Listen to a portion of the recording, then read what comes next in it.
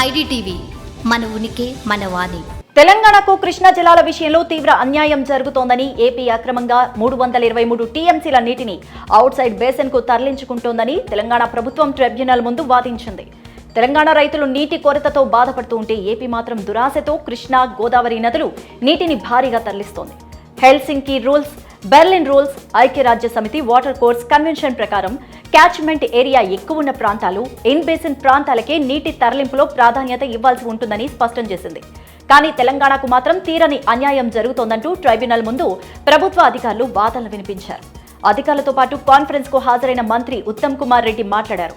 కృష్ణా, గోదావరి జలాలను ఏపీ అక్రమంగా తరలించడాన్ని కేంద్ర ప్రభుత్వం అడ్డుకోవాలని, శ్రీశైలం, నాగార్జున సాగర్ ప్రాజెక్ట్స్ వద్ద టెలిమెట్రీలు ఏర్పాటు చేయాలంటూ డిమాండ్ చేశారు.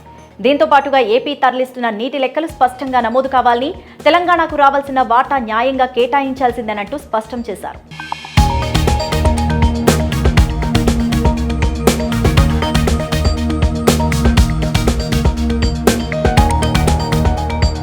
రాజస్థాన్లోని ఉదయపూర్లో జరుగుతున్న all India state water ministers conference సందర్భంగా తెలంగాణ తన వాదనలు వినిపించింది. కృష్ణా జలాలను ఏపీ అడ్డదారిలో అవుట్ సైడ్ బేసిన్ కు తరలించుకుపోతుందని కృష్ణా వాటర్ డిస్ప్యూట్స్ ట్రైబ్యునల్ 2 ముందు తెలంగాణ ప్రభుత్వ అడ్వకేట్ వాదనలు వినిపించారు.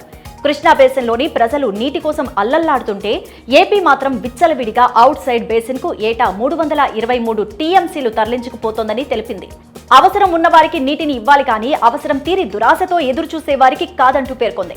వర్షాకాలంలోనూ తెలంగాణ రైతులు నీళ్లు దొరక్క ఇబ్బందులు పడుతూ ఉంటే ఏపీ మాత్రం యథేచ్ఛగా కృష్ణా పరీవాహకంలోని లేని ప్రాంతాలకు నీటిని తరలించుకుపోతుందని ఆక్షేపించింది.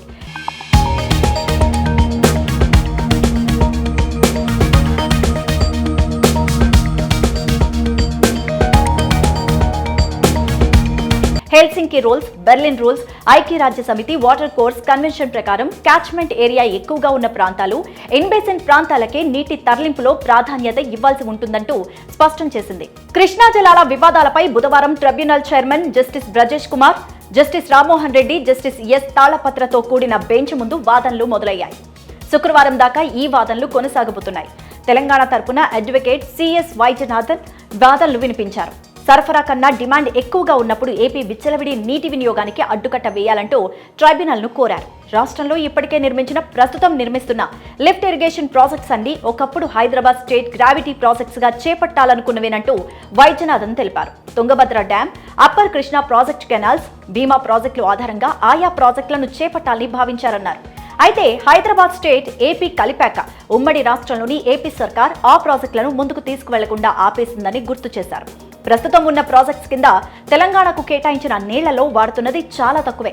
నిర్మిస్తున్న ప్రాజెక్టుల నీటి కేటాయింపులతో కృష్ణా బేసిన్లోని 80 లక్షల మందికి జీవనాధారం లభిస్తోంది. కానీ 1956లో ఉమ్మడి ఏపీలో ఏకపక్షంగా పక్షపాత ధోరణితో నాటి పాలకులు వ్యవహరించారు. నీళ్లు, ఉద్యోగాలు, ఆర్థిక అంశాల్లో తెలంగాణకు అన్యాయం చేశారు. నదీ జలాల్లో రాష్ట్రానికి తీరని అన్యాయం జరిగింది. అంతర్రాష్ట్ర నదులకు సంబంధించి రాష్ట్రాలకు సమానంగా వాటాలు ఇవ్వాలంటూ జాతీయ, అంతర్జాతీయ నదీ జలాల సూత్రాలు చెప్తున్నాయి. కానీ తెలంగాణ విషయంలో అందుకు విరుద్ధంగా జరిగిందంటూ పేర్కొన్నారు.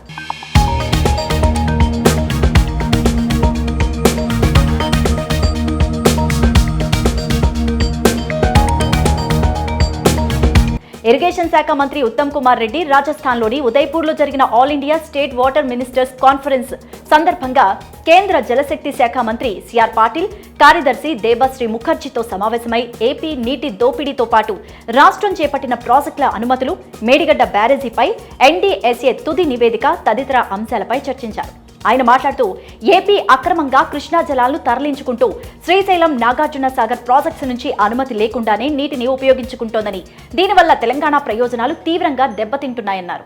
ఈ దోపిడీని అడ్డుకోవాలంటే శ్రీశైలం, సాగర్ ప్రాజెక్టుల వద్ద 35 చోట్ల టెలిమెట్రీ వ్యవస్థలు ఏర్పాటు చేయడం అవసరమని, అలా చేస్తే ఏ రాష్ట్రం ఎంత నీటిని వినియోగిస్తుంది అనేది రియల్ టైం డేటా ద్వారా తేలుతుందని, తద్వారా కేటాయించిన నీటిని మాత్రమే వినియోగించుకునేలా నియంత్రణ సాధ్యమవుతుందని పేర్కొన్నారు. ఆయన చేసిన డిమాండ్లకు కేంద్ర మంత్రి సానుకూలంగా స్పందిస్తూ అక్రమ నీటి వినియోగాన్ని కట్టడి చేసేందుకు కేంద్ర ప్రభుత్వం తరపున అవసరమైన చర్యలు తీసుకుంటామంటూ హామీ ఇచ్చారు. మరి ఈ విషయంపై మీ అభిప్రాయాన్ని కామెంట్ సెక్షన్లో కామెంట్ చేయండి. మరిన్ని ఇంట్రెస్టింగ్ వీడియోస్ కోసం ఐడిటీవీని సబ్స్క్రైబ్ చేయండి.